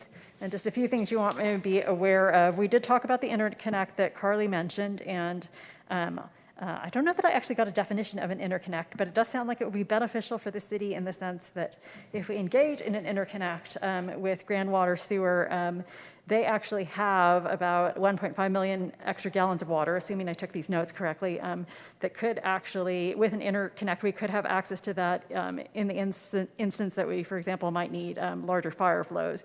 So that could maybe even help the city if it needed to wait longer to build this extra water tank, which in part we have wanted to help with fire flows. We went over our audit and financial statements. Some of the things they talked about were how the flood exposed some of their water and sewer lines. They're trying to deal with that and move some manholes around, and there were probably about 11 feet of silt that came into the Ken's Lake area, and you really, in a situation like that reservoir, want to try and keep those fine silts out of the lake or reservoir, so they have some options. They can resculpt the banks. Let's see, experiencing supply chain issues like everybody else with water meters, and a little bit more discussion about the water and sewer impacts of the code changes. The county has been in the process of discussing allowing RVs and campsites, potentially up to 300 of them in the valley. So let's see. We had an UMTRA meeting and tour with the National Park Service. Now I'm going to forget which date, but the mayor probably remembers. Where we basically went on site and met with officials of the National Park Service, but also Department of Energy staff. And Department of Energy has an environmental management team that we've been working with to try and get the site towards closure, but then they also have a team called Legacy Management, and they become the team that is responsible for a site once it's closed.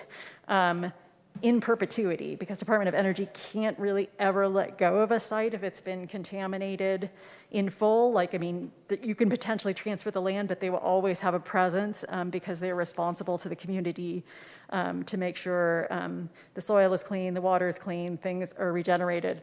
And so we basically had a discussion with them about some of the more steps that one entertains when looking at site closure and what that process looks like. And kind of probably the biggest reminder and takeaway was you don't know what you have until you get there. So it is, while we have taken people's advice and we've created a team that does a community vision for the site, when it is eventually closed, it always is kind of a moving target of when you will actually reach closure and when a transfer of land potentially can happen and what the site will look like. So you're doing a lot of guessing, and there are no guarantees yet on the timeline for that. But I think Joette and Mary McGann from the County Commission and I got a lot more information on what we need to be gathering information on, and we're going to have a follow-up meeting tomorrow about that. In terms of mountain towns and the September 20th through 22nd meeting in Breckenridge, I don't know if Carly and Kaylin, you guys, I don't really know how many people were there. I'm going to guess 200, but I'm bad at estimating. 350. Okay.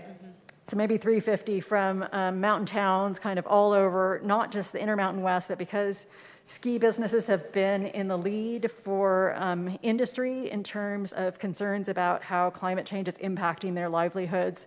A lot of larger companies in the ski industry have been taking the lead in decarbonizing and reducing the amount of waste that their industry provides, and really trying to electrify vehicles and other technology, reducing food waste, because we all know that that's a big greenhouse gas contributor. Because a lot of them have picked up little ski areas that were maybe originally individually owned, we had participants not only from the Intermountain West, but also, maybe out. I met some people from Eastern Washington. There were people there from the Tahoe area, I talked to people from Vermont. So it's a really interesting collection of people, and a lot of people from states where they have more local control, like Colorado, which seems like one of the states that's really leading on making very good progress on climate change to some of our states, which are much more highly regulated and preemption states, where let's just say the legislature maybe doesn't want to give you as much local control. So just very exciting things that maybe we'll have some opportunity to discuss at some point about what is happening with vehicles, what is happening with different communities putting in their own solar or working with electricity providers, food waste, that these guys could pull off an event that big and have 91 to 95% of the waste generated from that many people diverted every day is pretty telling. Just some exciting things communities are doing outside the realm of electrifying. South Lake Tahoe just banned plastic water bottles under a 1 gallon size. They're one of the first in the country to do so. So anybody who's interested in that example. There's also just a lot of interesting stuff happening with aluminum. A lot of breweries and other places are switching to aluminum cups, aluminum water bottles. And so just to add to what Kaylin was saying about the group working with people on mental health, they had some interesting statistics. Under the pandemic, I think you were 560 times more likely to be suicidal if you worked for the government. And that's not necessarily just elected officials, but if we think about the people in this town that we know that work for federal agencies, state agencies. And so this is one group, for example, that's trying to work. They have a statistic on the information. 90% of elected leaders faced mental health challenges this year. This is a predictable outcome of toxic political culture. But just if people want to reach out to us, we can let them know about groups like this that are trying to help people stay in their place of work, because there's a recognition across the board that we're losing good public employees, we're losing good electric leaders due to all kinds of levels of stress, and there are people trying to work on things that can be done there. And we had so many good workshops, there's probably too much to say, but one of the ones I went to was about the Inflation Reduction Act. Everybody kind of said, this thing is so massive, everybody is just struggling to digest it. And in a state like Colorado, for example, you have an energy office that can help you break it down, and a lot of elected leaders who are supportive in helping you figure out, because there is a section that's for individuals and a separate section that's for local communities of the Act, where there might be opportunities for you. But the best thing I got there was a very detailed handout that I'm just gonna scan and send to you guys, because for example, the Act breaks down into multiple parts, and I'll just name the sections. Lowering consumer energy costs, American energy security and domestic manufacturing, decarbonizing the economy, investing in communities and environmental justice, and farmers, forest land owners, and resilient rural communities. But I think the larger thing is there's a lot of money that's available. There were discussions, for example, because there's a fair amount of money in here for maybe taking, there's $1 billion for clean heavy-duty vehicles like school or transit buses and garbage trucks. There's also find the right line, $1 billion grant program to make affordable housing more energy efficient. And so people are still trying to figure out, well, how hard will it be, even though there's a section that focuses specifically on rural communities, for rural communities to garner some of these monies? Is it like more likely that a lot of it will go to New York? So that's yet to be determined. But the other thing to understand about the Inflation Reduction Act is it's rolling out in parts. And they have 5 years, so it's possible that we won't see parts roll out until year 2 or 3, and there will be different federal agencies rolling out different parts, whether it's, for example, Department of Transportation. So what I'll do is I'll send this to all of you so you can start to understand how these hundreds of billions of dollars break down, and what research you might want to do into individual segments, because there really are so many different ones, whether you're looking at adding more electrification of homes, or changing your, things, how building code is going to impact some of this, or whether you're looking at on-the-ground restoration projects, or more of the transit end. So I think really invaluable, but the big takeaway for me was we're just starting to digest this sucker.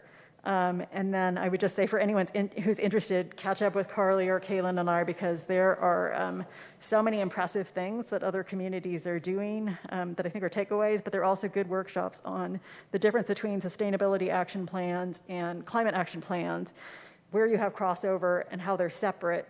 And really, since we're all trying to pare down on reducing greenhouse gases, the importance of understanding where that lies for us and understanding what we can change and focusing on that. So I really hope we have an opportunity as a council to now work with Alexi to figure out how we can have that conversation soon, because a lot of the problem that's happening now is there's a lot of banter going on, distracting people or throwing solutions out there that really won't touch much of the greenhouse gas emission load, and it's not really helping anyway. It's just ultimately delaying things to the extent that we can all understand the math and where our biggest inputs are, and the funds and practical things that we can do, the better off we'll be, because otherwise we're just looking at a situation where we aren't prepared for more natural disasters, that we aren't budgeting for them. And there definitely are, as I said before, people have been studying for years. They're associated national security, but also other social threats and health threats. If you ever just even look at the infectious disease side of all of this, and some of us who've had the mosquitoes fluttering about might have some feelings about that. So anyway, just tons and tons of good information, and it's kind of one of the takeaways is it's our opportunity, but also our responsibility to digest that and to actually act on it. So that was it for me. Thanks, Ronnie. I appreciate your show and tell. Oh, yes. Next yes. time it should Yeah, I be didn't bring you the straw filled that with beer. I didn't Would be a bring good you. idea. This is actually water. This is. I'm not. I won't put the name of the company, but so that people will be drinking water out of a can instead of plastic. But anyway, but I didn't bring you the sample of the straw that breaks down in 24 days instead of the average straw that takes 400. So yeah. Well, or is it thanks 400 years? I don't know. One of you might remember. There's a good video. I'll send it to you if you want it. Thank you so much. And, in terms of the funding that's available at the federal level through the infrastructure bill and the Inflation Reduction Act, the biggest challenge, they're all great, but how we access the money, to me, has been the biggest challenge. A lot of this money goes to the state. There's just, I haven't, since, the infrastructure bill passed a long time ago, and I still cannot figure out how we as a rural community have access to it, and I haven't gotten any good explanation. So anything you learn about that, Ronnie, please pass it on. Really appreciate it. Bonnie. Mine's not quite as extensive.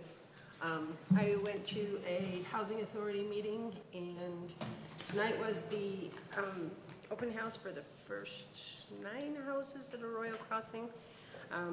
I obviously did not attend that. They are, and I think I mentioned this last time, the Housing Authority did get their tax credits for the apartment building at Arroyo Crossing. So I think that is slated for springtime, and got 5 new homes that will break ground likely in December, and we've got 10 more on the horizon that are working to get excellent qualified.